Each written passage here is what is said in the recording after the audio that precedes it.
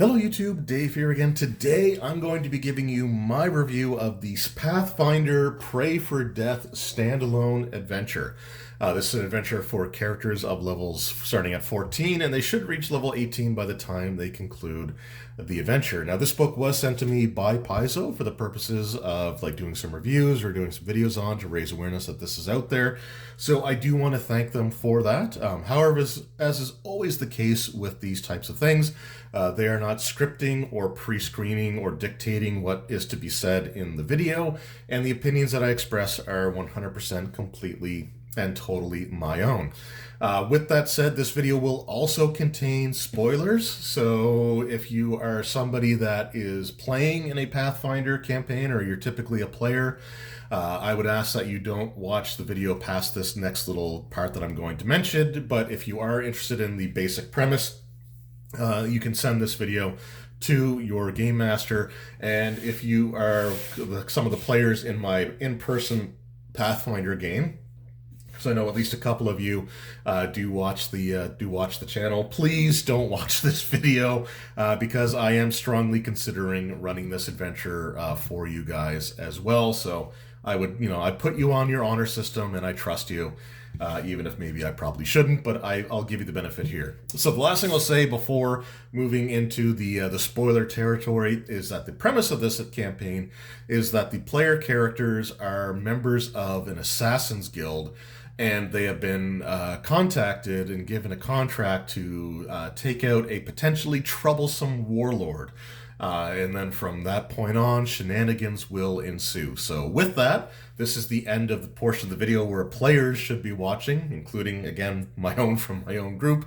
And we'll move on to the spoilers here. So, again, this is a really, really cool book. I love the way that they sort of start things off here. There's all kinds of information on the order, character creation, you're part of the Red Mantis Assassins group, and it's just sort of what that entails. So there's like the ancestries and the classes and the religions that would make the most sense. The adventure assumes that the PCs are worshippers of the Mantis god, Achekik. I know I butchered that. I'm sorry. I can't. I try to pronounce things phonetically, and I'm not very good at it. But what's, again, really cool about this is, you're meant to make characters fresh for this adventure. And unlike most adventures where you're typically trying to be heroic characters, here you're assassins. You're literally, hired guns or hired goons, whatever you want to call it. And you're given a quest to take out this troublesome warlord.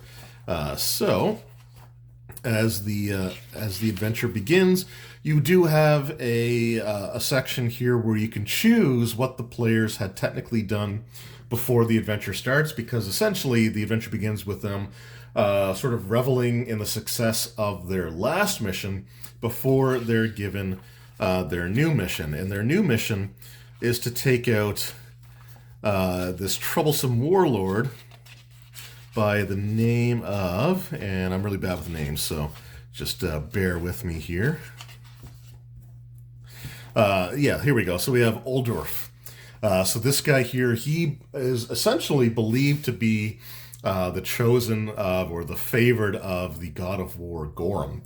And the player characters, essentially, they are under the assumption that they're being hired by one of the other nobles in the area, in the region, that are concerned with Ordulf's rise in, aggression to take him out. But as it turns out, it was all a ruse, and once the characters take out their target, they are set upon themselves by other members of their order, because as it turns out, nobody had actually hired the player characters officially to complete this quest. There's nobody that actually tasked them with doing this outside of the order, and the player characters are believed or insinuated to be acting on their own, which goes against the code of the Red Mantis Assassins Guild, and so they themselves become fugitives. Now, the infiltration of Ordulf's castle or his keep is a really cool sequence. It does use the infiltration rules, so this is not something where the players are just meant to charge through, like hacking and slashing their way from room to room. They are meant to be more subtle. It's much more dangerous for them to do that than in maybe other adventures, so they have to sort of take steps in order to ensure that they can infiltrate and sneak their way in to reach their target. And one of my favorite options that the players can do is they can create a trinket that can be that essentially they make like their crafting check, and the what it actually is remains completely undefined until a situation or a complication arises. Like maybe a guard might spot them or call out to them, or something else might happen. And then the player can use a flashback sequence to describe what they created, what they crafted, and how it can help them out of this specific situation. And then they can do that. So I just thought that was a really kind of cool concept. The next section of the adventure has the character sort of trying to lay low. They can fake their own deaths at the hands of the other assassins to sort of get the heat off of them while they try to find the information that they need to clear their name. And there's a lot of sort of investigation and research that can be done throughout this adventure. It doesn't necessarily need to be done, but it can be done, and there are rewards to doing it. For example, when researching Ordulf, you can learn that he is a very boastful individual, and you can actually use that against him to sort of lower his guard by sort of calling him out or challenging him, and to do something that puts himself more in danger than he probably ordinarily would. So there's just some really major benefits to doing stuff like that. When the players finally discover who is responsible for setting them up, that individual has already retreated into the divine realm of Gorum, the god of war. So when the players arrive, they have to not only track down that individual and put them to the blade, but they also have to deal with Gorum's ire because the players killed one of his favorite servants, and the more that they do within Gorum's domain, the more attention that they sort of raise with the god himself. And as they have to deal with Ordulf again in another like climactic sort of showdown and a battle against their betrayer, enough things happen that one of the coolest moments in I don't want to say modern like gaming history, but just a really cool moment for like these adventures and adventure paths and all that takes place. And this is where Gorum decides to take matters into his own hands, and our party of characters witnesses this god ascending towards them, and they're completely paralyzed in awe because this is a deity. Like, this isn't just a powerful enemy, this is a literal god, and they can't contend with that. However, everything that's happened throughout the course of this adventure has all been pre-orchestrated by the Mantis god, the god of assassins, whose name I'm not going to try to pronounce again, as a means of tricking Gorum into lowering his defenses so that the god of war can be assassinated. So you have the red mantis sort of come up behind Gorum just as he's about to reach the player characters, and you witness this mantis god murdering the god of war before their very eyes. And this is the moment that sets off the next series of products to come out for Paizo with War of the Immortals, and I'm sure the next adventure path is going to be dedicated to the storyline of sort of filling the void of the god of war and who becomes and who ascends to that next level. So I'm sure that's going to be like the main focus of that next adventure path, but it's also the focus of the War of the Immortals. Now, the book does mention that the players can try to prevent Gorum's death, but it recommends just against doing so because all the future releases for Pathfinder are going to be released with this event being 100% completely canonical. So you've got the player characters that are acting as pawns, not only by their own order, but by their own deity, patron deity, in an attempt to take out this god of war who himself longs for death but can never find death in battle. And if he is aware that a battle is coming, then he will face it head on instead of the situation here where he's so distracted by other events that it's made him vulnerable enough to be taken out and for this War of the Immortals story to take place. So that is Pray for Death, an adventure with lots of cerebral moments, researching, careful infiltration, gathering evidence to clear your name within the order itself, and the murder of a deity before their very eyes. Now, I will say that when it comes to the adventure products that Paizo releases, their adventure paths are fantastic, they're top-notch, but their standalone adventures are on a whole other level.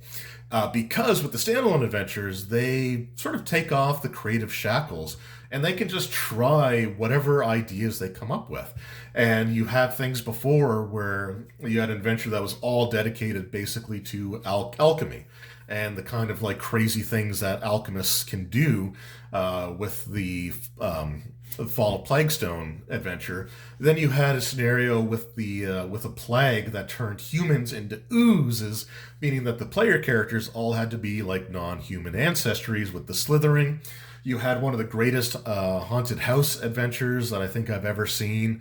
You also had another adventure where there was this huge like social event and dinner party where there was a magical guillotine that absorbed the souls of anybody executed on it. And if enough souls were gathered, it would release this ancient evil. And it was just like so many cool different things that they've done. But this like letting the players be the bad guys, to be these like members of this Assassin's Guild, and then to go through everything that they do. It's a really, really cool adventure. And I like the fact that like there's some really great combat moments for sure in this adventure, but there's a lot of moments where the players have to be a little bit more clever or they have to be a little bit more subtle about what they're doing. And I really like that. Now, if you were to run this adventure, you can do it as part of an ongoing campaign. If you wanted to have a campaign where the players sort of, become noticed by this order of assassins and rise through the ranks, and then this adventure takes place, you can certainly do that by all means. Like, that's definitely a thing that you can do. But I think the best way to run this is to just have it be standalone. You can expand a little bit about the beginning and the fallout of this if you wish. Like, for example, the previous quest that the players were on, like before this adventure begins, like the one that they had just wrapped up. If you wanted to start them at level 13 and then run that scenario where they reach 14th level by the end, like that's totally cool. But the aftermath, I think, would be a lot of fun to do as well, because you only have levels 18 through 19 to 20 of adventuring left afterwards. So you could do things like maybe the player characters still haven't fully cleared themselves from what they've done, and they're still being hunted by these assassins. Maybe another more powerful order or more influential order sees what's going on as a moment to strike against the Red Mantis Guild. That could be a thing. The players could simply just become the new leaders of the Mantis Guild and what that might entail for them. Or they could have members, worshippers or followers of the now slain god Gorham, the god of war, seek them out for revenge. Like all these individuals who have lost their deity. The last thing that they can do to try to honor their fallen god is to slay those who played such a pivotal role in the god's death. So I think there's a lot of stuff that you could definitely do with that if you really wanted to. But this is one of the more unique and interesting standalone adventures that they've done for Pathfinder 2e, which is saying a lot because all of their standalone adventures have had some really cool and really well executed concepts.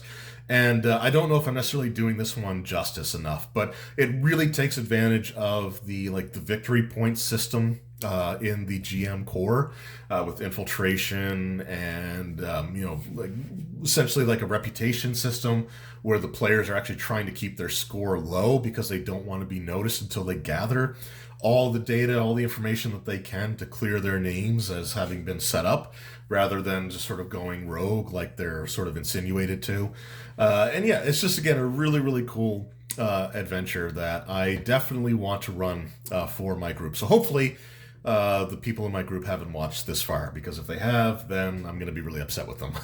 Anyway, yeah, so this is Pray for Death. The only other thing I'll say that I'm a little bit kind of disappointed in is that there was no flip mat that came with this adventure. Normally, with the standalone adventures, they do have a double-sided flip mat that comes out with it.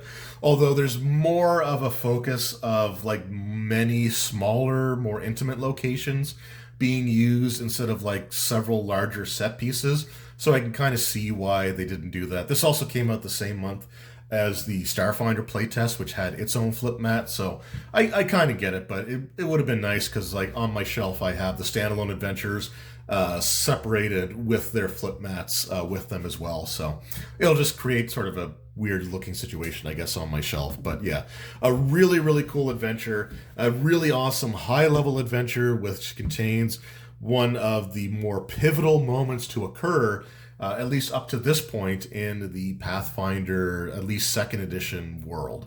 It's this really huge campaign, like world-spanning event that we will see play out over the course of a few products, I would say, coming down the pipeline there. So just a really, really cool sort of prequel to all of that. And I definitely think that this is worth checking out if you're interested. So you can find this at your local game store or wherever it is that you purchase your gaming supplies. It does retail for $44.99 US, but you are getting 4 levels of adventuring. Like I said, you start at 14th and you should reach 18th by the end. So there's a lot of meat on the bones here. There's a lot of stuff for the players to do. And I think that this is going to be a really, really great time for you and your group. Just remind them that even though they are like playing these assassin characters, they may be evil, but they're not stupid. So sort of like keep that in mind, and let's make sure that they're aware of that, so they don't start just going all hack and slash on everybody that they see. Anyway, that was my review of Pray for Death for Pathfinder 2nd Edition. If any of you have been running this, or if you've played through this already in your group, let me know in the comments below how that's gone for you. I'm interested to see kind of like the stories that have come out of other Game Masters games of this as well. So thank you, each and every one of you, for taking time out of your day to watch this video. Thank you to Paizo for sending this out to me as well. It really does mean the world to me. And I will see you guys next time. Until then, take care.